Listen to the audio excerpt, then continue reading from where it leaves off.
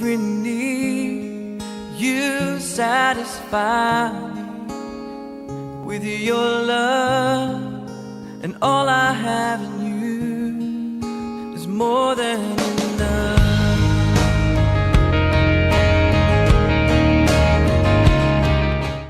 할렐루야. 네, 본격적인 이제 2학기가 시작되었죠. 9월 가을입니다. 네, 가을엔 시죠. 시 한 편 써봤습니다. 제목 흘러간다. 김영진. 재난도 폭염도 더위도 스산한 가을바람에 모두 흘러간다. 인생은 흘러가기 마련이다. 지겹고 어렵고 막막하고 먹먹한 인생도 흘러간다. 눈물도 절망도 아픔도 어려움도 그날엔 흘러간 추억으로 웃을 수 있겠지. 아무렴 웃을 거야. 토닥토닥. 끝. 네, 감사합니다. 네. 흘러갑니다. 네, 인생은 흘러가고 시간은 흘러가고 국방부의 시계도 흘러가는데요. 네, 아무렴요. 언젠간 웃을 수 있습니다. 3년간의 에베소의 이 여정을 이제 끝마칠 때가 되었습니다. 우리가 나눈 지 며칠 되지도 않은 것 같은데 벌써 4번 만에 사도행전 설교 끝에 바울의 모든 선교행이 끝이 나고 있어요. 3년간 에베소의 여정을 마치고 바울은 이제 하나님께서 바울을 부른 바 마지막 걸음을 향해 나아가려고 하죠. 곧 예루살렘을 통하여서 로마로 가기 위한 바울의 여정이 이제 시작되려고 하고 있습니다. 채비를 서두르게 되는데 이제 마지막으로 오랜 기간 함께했던 그 에베소 교회의 장로들을 초청하여서 이제 마지막 고별 설교를 하게 되는데 얼쑤 잠 깨시라고요. 17절로 19절입니다. 바울이 밀레도에서 사람을 에베소로 보내어 교회 장로들을 청하니 오매 그들에게 말하되 아시아에 들어온 첫날부터 지금까지 내가 항상 여러분 가운데서 어떻게 행하였는지를 여러분도 아는 바니 곧 모든 겸손과 눈물이며 유대인의 관계로 말미암아 당한 시험을 참고 주를 섬긴 것과.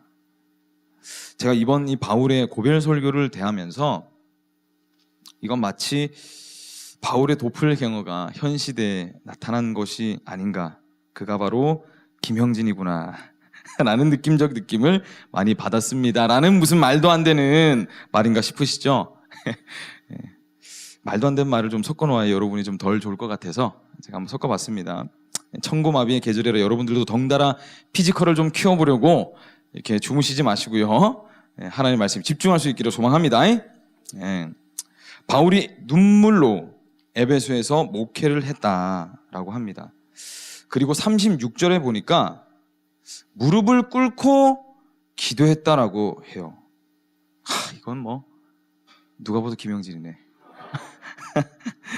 제가 쓸데없는 말을 계속 하고 있죠. 18절에 보니까 에베소의 장로들을 모아놓고 자신이 지금까지 목회했던 그 마음들에 대해서 나누고 있어요. 내가 이것도 했고 저것도 했고 이런 일도 해서 나의 위대한 업적을 기르십시오라고 얘기하는 것이 아니라 내가 이런 하나님의 일들 가운데 하나님의 일들을 대할 때 내 마음을 여러분들 아시지 않습니까? 를 얘기해요. 어떤 마음으로 에베소의 성도들과 함께 있는지를 바울이 얘기하고 있습니다. 그런데 중요한 것은 여러분, 여러분도 아는 바니라고 했어요. 여기서 알다라는 것은 이 머리로 지식적으로 알고 있다라는 의미가 아니라 체험적으로 알고 있다라는 걸 의미합니다. 체험적인 암. 여러분들은 제가 어떤 마음으로 이게 여러분들과 함께 이 세월을 보내고 있는지를 경험적으로 알고 계십니까? 내가 모르는 것 같네요. 예, 맞아요. 저도 알고 있다고 생각했는데 저번에 아주 큰 착각이었더라고요. 예. 바울도 에베소에서 3년이 걸린 일을 제가 무슨 수로 8개월 만에 이뤄내겠습니까? 저 스스로에 대해서 막심한 실망감이 드는 가을입니다. 어찌되었든 더 저에 대해서, 그리고 제가 전하고자 하는 하나님의 마음이 무엇인지에 대해서 알려줘야 되겠다라는 사명감과 오기가 똘똘 뭉쳐지고 있는 시절을 보내고 있습니다. 그리고 여러분들은 혹시 주변에서 여러분들이 각자 어떤 마음으로 공동체를 대하고 있는지, 내가 이 공동체에 대해서 내가 어떤 마음을 가지고 있는지 너희들 알아? 내가 너희들 한 사람 한 사람에게 어떤 마음을 가지고 있는지 혹시 너는 알고 있어? 말하지 않아도 옆에서 혹시 여러분들을 볼 때, 이 사람은 이런 마음 가지고 있고, 우리 공동체에 이런 마음, 삶을 대할 때 이런 마음, 옆에 있는 사람을 대할 때 이런 마음이야. 이것들이 전해지고 있습니까? 잘 전해지고 있나요? 이걸 잘 모르면 엇나가기 시작하는 겁니다. 오해를 하는 것이죠. 정말로 모르면 엇나갑니다. 제가 여기 강단에서 여러분들을 향해서 때로는 찌르는 말들도 하고, 때로는 엄중한 말, 엄중한 말을 하고, 굉장히 근심있고 진지하게 막 이 말을 던지잖아요. 그죠? 그런데 여러분들이 제 마음 중심에 있는 여러분들을 향한 이 마음이 이해되지가 않는 상태에서 겉으로 전해지는 이 말씀만 탁 받으면 상처받기 쉽죠. 목사님 너무 좀 심하신 것 같은데, 저렇게까지 얘기하셔도 되나? 할 수 있다는 거예요. 그러면 엇나가기 시작하겠죠? 제 마음을 모르니까, 하나님 마음을 모르니까. 하나님과 신앙생활 할 때도 마찬가지입니다. 신앙이, 이런 표현을 하면 좀 그럴지 모르겠는데, 신앙이 좀 어릴 때, 신앙의 연수가 적을 때, 이런저런 일들을 겪으면 흔히 나오는 반응은 이렇습니다. 하나님 왜요? 예요. 하나님 왜? 도대체 왜 저에게? 하나님 어떻게? 아니 그건 신앙생활을 10수년 해도 이럴 때가 있어요. 삶이 너무 힘들면 그럴 때가 간혹 있죠. 이해합니다. 그런데 하나님을 우리가 알아가면 알아갈수록 나중에 이런 고백이 터져나와요. 하나님 다 이유가 있으시죠? 하나님은 선하시니까요. 굉장히 교과서적인 표현이죠. 우리는 언제쯤 이런 고백이 절로 나오게 될까요? 에베소에 세워진 장로들, 리더들은 적어도 바울이 어떤 사람이고 어떤 마음으로 목회를 했는지, 가르쳤는지, 에베소 성도들을 대했는지 적어도 이 리더들, 장로들은 알고 있었다라는 겁니다. 경험적으로 피부로 와 닿듯이 알고 있었다라는 겁니다.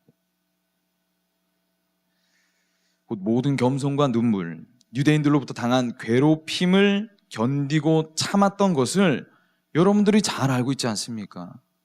제가 여러분들 할 때 늘 눈물로, 겸손함으로 유대인들의 그 괴롭힘에도 불구하고 여러분들 앞에서 묵묵히 서 있었던 것을 여러분 아시지 않습니까? 입니다.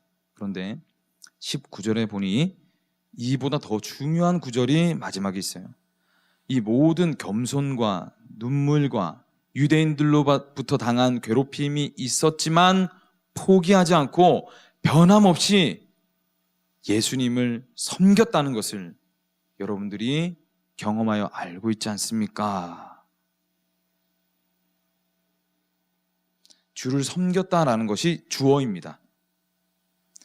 주를 섬기는 것이 삶의 최고의 목표였다는 거예요. 주를 섬기기 위해서 흘려야 할 눈물, 낮아짐, 인정받지 못함, 때로는 괴롭힘을 견디는 것까지 이루어냈다는 겁니다. 오직 주를 섬기기 위해서. 저는요, 여러분들도 주를 섬겨야 합니다, 반드시 섬기십시오 라는 걸 얘기하고 싶지는 않아요. 그건 당연한 거니까요. 말해 뭐 하겠습니까? 우리의 삶은 그렇게 되어져야 안정을 찾아요. 근데 저는 매주 이런저런 진리를 나눔과 동시에 제가 바라는 바는 여러분들이 그 진리가 좀 이해되어지기를 원하는 바입니다. 아, 그렇지. 이해가 되어지고 동의가 되어지는 것. 매일마다 좀 섬기고 희생 좀 하시고 헌신하십시오. 뭐 그거 가지고 일어나십시오. 이게 아니라 진리를 내가 대할 때에 그렇지. 그랬지. 나도 좀 그렇게 됐으면 좋겠다.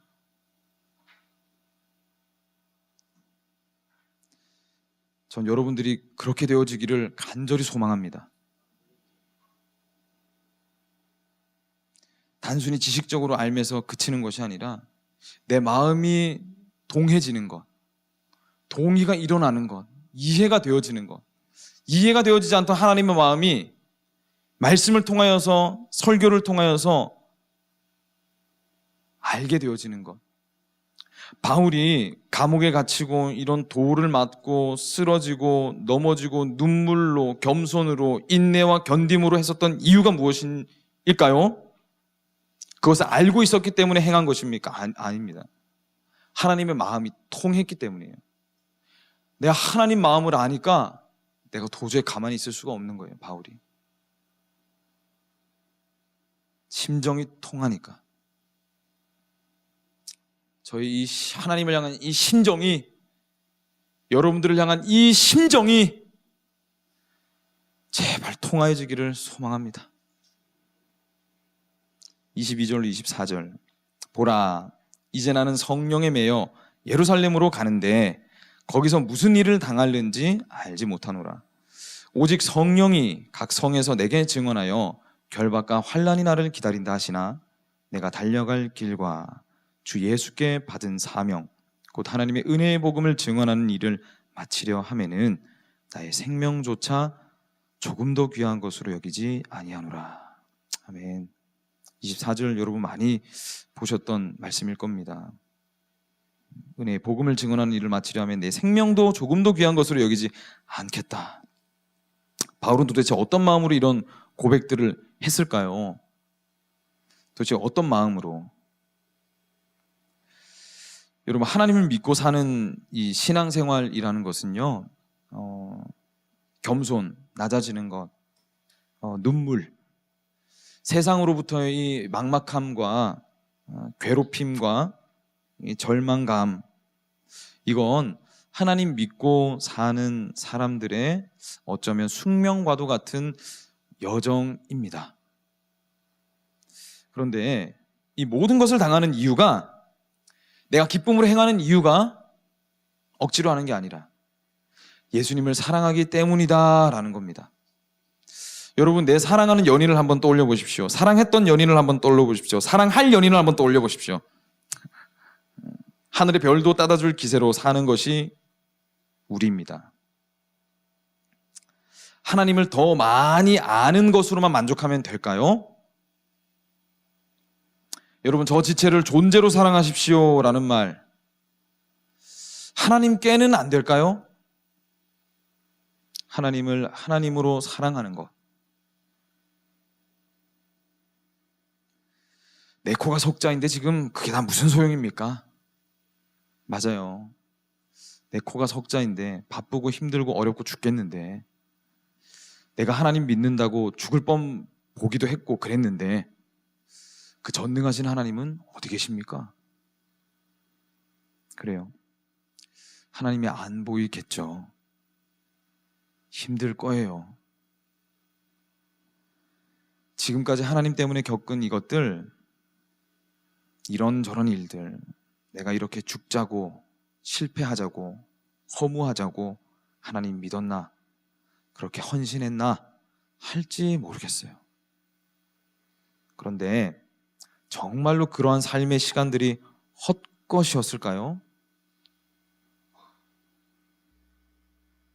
이 땅에서의 삶에만 여러분의 생각이 매여 있지 않기를 조심히 권해 봅니다. 저는요, 그럼 왜 이 목사라는 삶을 제가 살고 있을까요? 여러분들은 제가 왜 목사로 산다고 생각하세요? 먹고 살려고. 능력이 없어서. 성경 말씀 전하는 게 좋아서.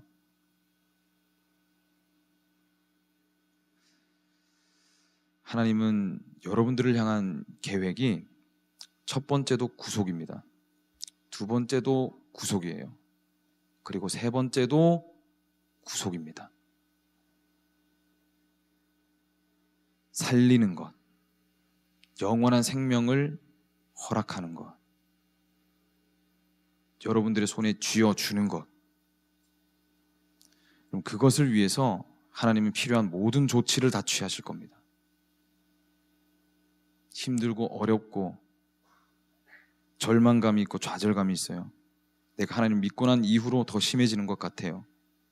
첫 번째도 여러분을 구속하기 위함입니다. 두 번째도 여러분을 구속하기 위함이에요.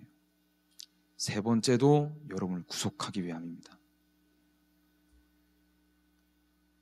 하나님의 이 목적은 우리가 생각하는 성공과 잘됨과는 조금 방향이 다를 거예요. 그분의 방향은 영혼의 경성함입니다. 닥쳐오는 이런저런 삶의 문제들을 우리가 조금 다르게 볼 수 있는 눈을 갖출 수 있으면 참 좋겠습니다. 왜 하박국이라는 선지자가 오늘 찬양에도 나왔었죠? 무화과 나무에 소출이 없고 외양간이 지어져 있는데 소가 없어요. 열심히 일했는데 열매가 보이지 않아요. 그런데 즐거워했어요. 왜, 어떻게 그럴 수 있었을까? 바울이 왜 감옥에서 절망스러울 때 나오는 기도는 하는 것은 이해를 하겠는데 기쁘고 즐거울 때 하는 찬송은 어떻게 할 수 있었을까요? 착고가 채워져서 이 아킬레스건이라는 힘줄과 이 뼈 사이에 쇠창살이 들어가가지고 조금만 움직여도 아파 죽겠는데 어떻게 기쁠 때 나오는 찬송이 나올 수 있었을까? 욥이라는 사람, 성경의 대표적인 고난을 당했던, 이해할 수 없는 고난을 당했던 사람이죠. 그런데 대표적인 믿음의 사람이었습니다. 이 욥이 어떻게 자신의 입술로 자식이 죽고 집이 무너지고 아내가 하나님, 그런 하나님 믿지 말고 너나 믿으라 하면서 욕하면서 떠나간 그 상황 가운데에서 자기 몸에 이해할 수 없는 질병이 걸린 그 가운데에서 어떻게 주신 이도 여호와시고 거두시는 이도 여호와시니 여호와는 찬송을 받으실지로다, 이런 고백을 할 수 있었을까요? 다윗이라는 왕은 왜 왕의 신분을 가지고 그렇게 도망자의 세월을 살아갔었는지, 그럼에도 왜 그 길을 포기하지 않고 걸어갔었는지, 요셉이라는 사람은 왜 노예로 팔려가고 형들로부터 미움을 사고 오해를 사고 감옥에 갇히는 인생임에도 묵묵히 왜 그 길을 걸어갔는지, 예수님은 왜 이 쓸모없는 우리를 구원하러 오셔서 왜 쓸데없이 온갖 침뱉음을 당하시고 십자가를 지시고 모욕을 참으시면서도 세상을 사랑하사 라고 고백하시는지. 성령이 바울에게 미리 말씀하셨죠. 너 예루살렘으로 가면 굉장히 많은 환란이 있을 거고 결박이 너를 기다리고 있을 거야. 여러분, 인생길을 미리 알고 가는 인생과 모르고 가는 인생 중에 무엇이 더 쉽게 갈 수 있을까요? 모르고 가는 인생이 더 쉽죠.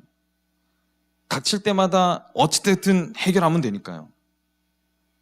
그런데 바울에게는 성령님이 미리 다 알려주시는 겁니다. 그런데 여러분, 그 알려주시는 미래가 굉장히 암울하죠. 환난과 고난들이 있을 거다. 사도행전 21장을 봐도 너가 결박당해서 극심한 고난 가운데 있을 거다라고 두 번이나 두 차례에 걸쳐서 얘기해 줍니다. 이 길이 눈물 골짜기의 길이 되는 거예요. 바울이 이런저런 수많은 이 주옥 같은 믿음의 고백 뒤에 수많은 눈물이 없었을까요? 기쁨으로, 즐거움으로 그 고백들을 했겠습니까? 하지만 이 길을 가는 바울은 성령에 매여서 가는 길이라고 고백합니다. 성령님께서 감동을 주시고 나로 하여금 그 길을 걷게 하셨기 때문에 나는 간다라는 거예요. 예레미야 여러분 눈물의 선지자 잘 아시죠? 눈물의 선지자 예레미야, 하나님께서 이스라엘 백성들에게 예레미야를 통해서 이렇게 전하라고 말씀하셨어요. 너 이스라엘 백성들한테 가서 이제 너희들의 나라는 곧 멸망할 것이고 바벨론이나 나라가 너희들을 침공할 것인데 그냥 순순히 잡혀가. 이거를 예레미야가 전해야 했습니다. 여러분, 하나님 믿으면 행복하고 즐겁고 기쁘고 잘 될 수 있습니다. 그 하나님 믿으십시오, 따라오십시오라고 선포해야 됐던 게 아니라, 여러분, 바벨론이나 나라가 여러분의 나라를 멸망시키게 될 것인데 그냥 거기에 따라가십시오. 이것이 하나님의 뜻입니다. 여러분, 이 말을 이스라엘 백성들이 들으면 어떻겠어요? 반기는 사람들이 있었을까요? 이 말씀을 전하라라고 하는 말과 더불어서 플러스 예레미야에게 너 결혼도 하지 마. 이제 이 나라는 망할 거니까 라고 했어요. 이 청년의 혈기가 끓어오르는 이 시점에서 결혼을 하지 말라라니.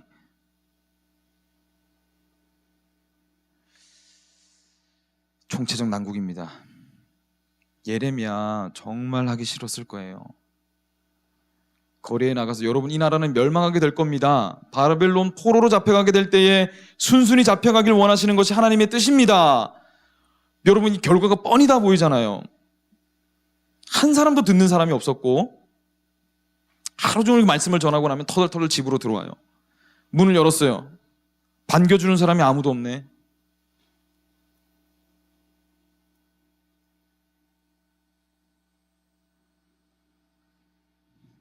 입을 뒤집어 쓰고 하나님 저 못하겠습니다. 그러면 귓가에 하나님의 음성이 계속 들리는 거예요. 나가서 전해라. 나가서 전해라. 그런데 엎친 데 덮친 격으로 거짓 선지자들이 득세하였습니다.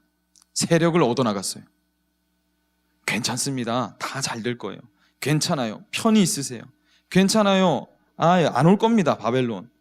다음에 해도 돼요. 천천히 내일 하고 싶은 거 다 하세요. 하나님은 사랑이시기 때문에 이해하실 겁니다. 여러분, 뭘 선택하겠습니까? 이스라엘 왕들과 온 이스라엘 백성들이 거짓 선지자의 말을 선택하고 하나님으로부터 돌아섰어요. 예레미야가 말씀 전하러 나가면 돌 집어 던질 기세로 싫어했어요. 듣기 싫은 말이니까. 예레미야가 이렇게 될 줄 몰랐을까요? 예레미야도 지성이 있는 사람인데 하나님 앞에 울며 불며 얘기하지 않았겠습니까? 그러한 세월이 40년입니다. 40년. 예레미야가 여러분 괜히 울었나요? 나라의 멸망을 선포해야 했던 사명이 예레미야에게 지워져 있었고 이 길을 가긴 가야겠는데 고통스러우니까, 하지만 포기할 수 없으니까 눈물이 나는 겁니다. 이 길을 가기로 하지 않았다면, 내가 하나님 믿기로 작정하지 않았다면 울 일도 없었을 거예요.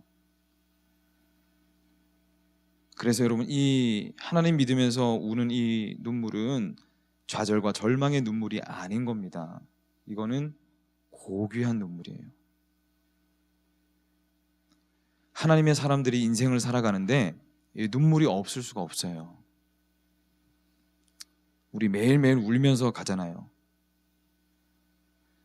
제가 이 마음을 모를까요?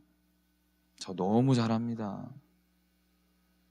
저도 직장 생활을 해봤어요. 직장 상사에게 죽으라고 욕 들어봤습니다. 아르바이트도 해봤죠. 쇠 깎는 아르바이트 아침 일찍 가가지고 마스크 뒤집어 쓰고 온갖 그 용접하는 연기 마시면서 아르바이트도 해봤어요.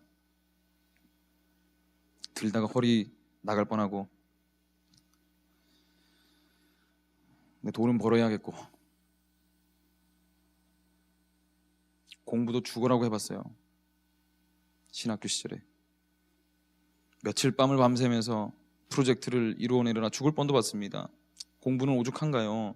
제가 4년 동안 찬양단 했는데 찬양단 생활 쉴 새 없이 준비하고 찬양하다가 돌아가면 공부해야 되죠. 그런 생활들의 연속이었습니다. 그런데 그 가운데 하나님이 쉼을 허락하셨어요. 은혜도 주셨어요. 더할 나위 없는 축복도 누렸습니다.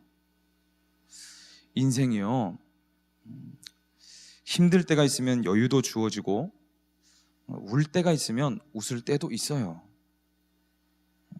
너무 우리가 근시안적으로 우리 인생을 이렇게 바라보지 않았으면 좋겠습니다. 여러분이 봐왔던 제가 그런데 뭐 비범해 보입니까? 이렇게 뭐 얼빠지고 부족해 보이는 이 사람이 전 대단한 사람이 아니거든요. 그런 과정들 가운데 제가 눈물 한 방울 없이 죽겠다는 말 없이 걸어왔을까요? 저는 그런 사람은 못 됩니다. 저도 여러분들과 똑같아요. 하지만 가야 하는 길이라는 걸 제가 알기 때문에 여기까지 걸어온 겁니다. 제가 걸은 게 아니라 하나님이 걷게 해주셨죠. 우리가 걸어갈 이 인생의 나그네 길은 눈물을 흘리며 걸어가는 인생이에요. 울며 씨를 뿌리며 걸어가는 인생입니다. 그런데 우리가 걸어온 이 인생길로 인해서 다음에 걸어올 귀한 영혼들이 힘을 얻을 겁니다. 이 씨름의 인생을 산 우리 덕분에 우리 믿음의 후배들은 한결 수월해질 거예요. 여러분들이 이 신앙의 길을 걸어올 것을 생각하면 저는 마음이 아프고 눈물도 납니다. 하지만 그만 포기하고 편한 대로 살라고 할 수가 없겠어요. 이 길은 가야 하는 길입니다. 내 육신의 마음으로 보자면 가시밭길이에요. 내 영혼은 생명을 얻을 겁니다.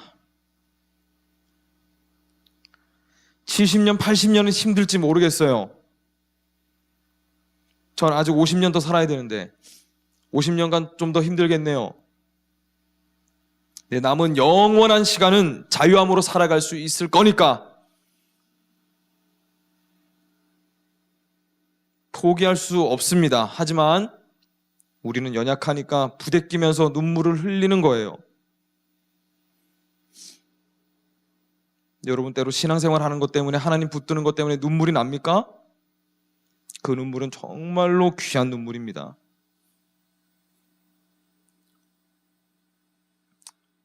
여러분 천국 가기 위한 그 길이 꽃에 둘러싸여서 편안히 누워갈 수 있는 침대길이 아니라는 것을 기억해야 해요. 믿음의 길은 재미있는 길이 아닙니다. 세속적인 문화로 기독교를 해석하려고 해서는 안 돼요. 그만하면 됐지, 잘하고 있어 라는 위로도 필요하지만 사실 그만큼만 하면 안 돼요. 더 해야 되고 계속 해야 돼요. A.W. 토저가 쓴 믿음의 타협은 없다라는 책에서 이런 말을 했습니다. 훌륭한 그리스도인이 되는 방법은 무릎을 꿇고 성경을 앞에 펴놓으며 성령께서 우리의 마음을 깨트려 주시도록 기도하는 것이다. 성령께서 내 마음을 깨트려서 진리가 보이도록 하는 그 과정에는 눈물이 뒤따르는 겁니다. 나는 계속해서 육신대로 살고 싶으니까. 내 안에 계신 성령님은 영으로 살기를 원하시니까. 하나님 믿는 것 때문에 여러분 힘드시죠? 정말 잘 걷고 있는 겁니다. 힘내십시오. 저도 울었고 저도 울면서 살고 있습니다. 바울도 울었습니다. 우리 예수님도 우셨어요. 히브리서 5장 7절 말씀에 보면 이렇게 기록합니다. 그는 육체에 계실 때에 자기를 죽음에서 능히 구원하실 이에게 심한 통곡과 눈물로 간구와 소원을 올렸고 그의 경건하심으로 말미암아 들으심을 얻었느니라. 심한 통곡과 눈물로. 예수님도 심한 통곡과 눈물로 사셨습니다. 하지만요 여러분, 이 눈물은 결코 헛된 눈물이 아닙니다. 헛되다고 생각하지 않았으면 좋겠어요.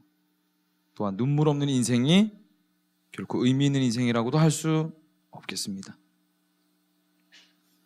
내 인생을 놓고 우는 눈물, 저 지체들을 보면 먹먹해지는 눈물, 공동체를 바라보면 흐르는 눈물들. 그러나 우리 하나님께서 약속하신 말씀이 있습니다.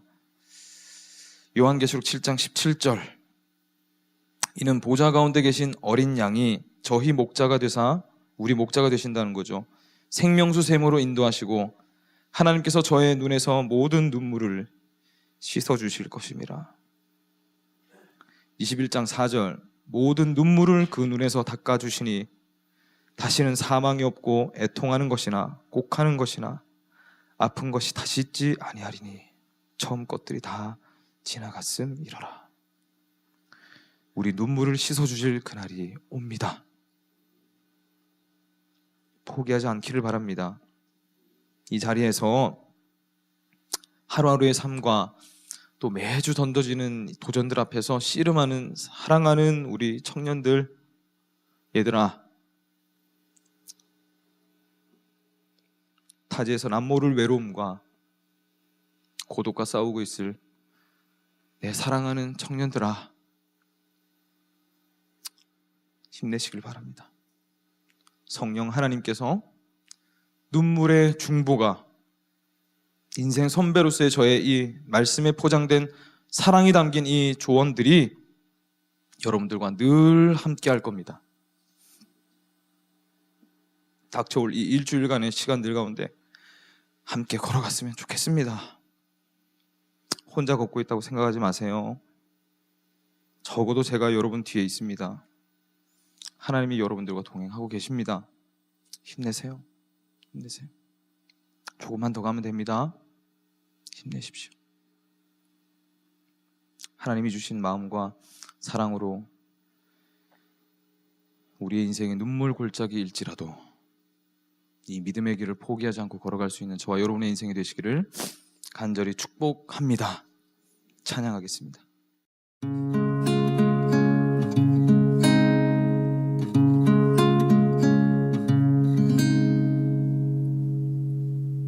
하루가 저물어 밤이 되면 동네 아이들 하나 둘 다 집으로 가고 어둠이 내리는 저 언덕 위로 긴 나의 하루도 저문다.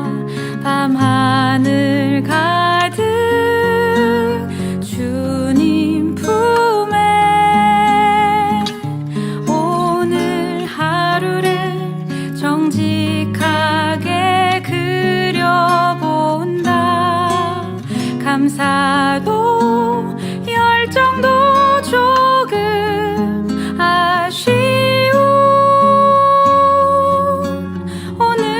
오늘이었지만 내일은 더 많이 웃어보자. 더 많이 사랑하자.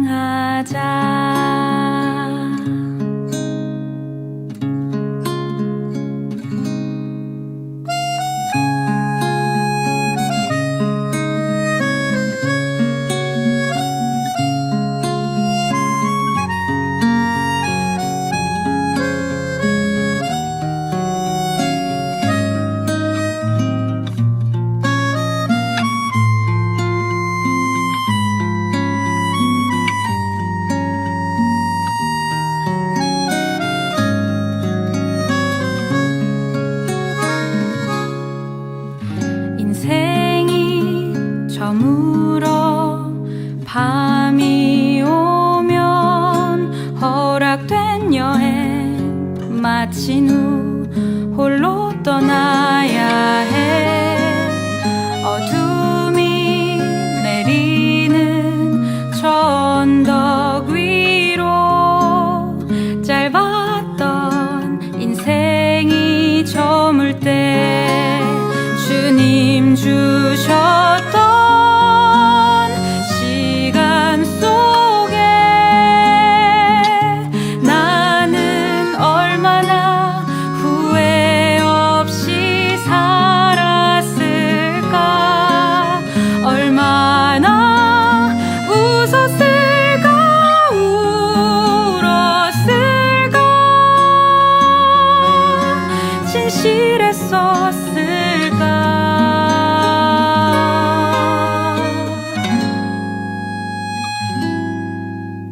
이 밤에 부르는 삶의 노래가 늘 똑같은 일상에 지친 모든 이들 마음에 살며시 내려앉기를 오늘도 평안한 밤